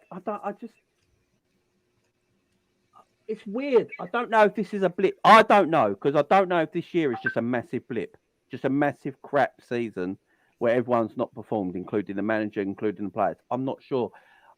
I watch games this season in Liverpool and think, it's still the old Liverpool there. They put some wins together. Who knows? That's why the end of this season is very important to me. If we go on a great winning run, I look at our fixtures left. Any other season, I say Liverpool win every single game. Yeah, with the fixtures we got left. I'm not sure. I'm not sure because, I always see people talking about transfers and saying, this player wouldn't get in any of the top 6 teams in the Premier League. But then we won the Premier League and Champions League with Henderson, Ronaldo, Milner, Fabinho. And they might not get in some Man City's team, but we blitzed them in for the Premier League title one year. I'm not sure. This league confuses me every single week. I ain't going to lie. I've watched Arsenal finish 8th, 5th, and now they're going for the title. I just feel like Liverpool can keep players fit. I think fitness is so important to our football club. You look at the time when we were competing at the best, we never had any injuries. We only had little minor ones here and now. I think injuries are massive to us. If we can keep players fit next season, if Luis Diaz can be fit all next season, we got a fit Virgil next season, a fit Konate next season, and we buy players to go with them. I honestly don't think we're that far behind. I keep saying I don't think it's major surgery you need because I still look at our team as a whole and I can pick quality players in our team that are underperforming. But I'm not sure, Drew, to be fair. I don't think it's as bad as a lot of people might make out, but it can get worse if we don't fix it this summer. Let's just say it that way. Well, the way I see it is we need a backup right winger for Salah. You're looking at the right back spot since Trent is basically doing what's this new role that he's playing? Is this because it's a three? He's still a right back, by the way.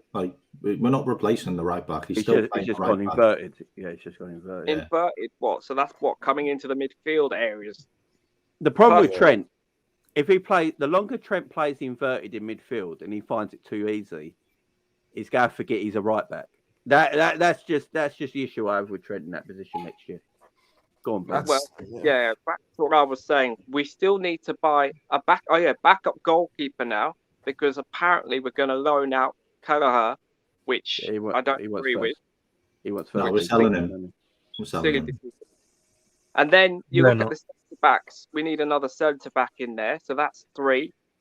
You then look at the forward positions. Okay, maybe another forward, so that's 4. And then you need 2 midfielders, actually 3 midfielders, a right winger and a right back, and potentially another goalkeeper. So that's 6 players. You're looking at least 180 to 250, maybe 300.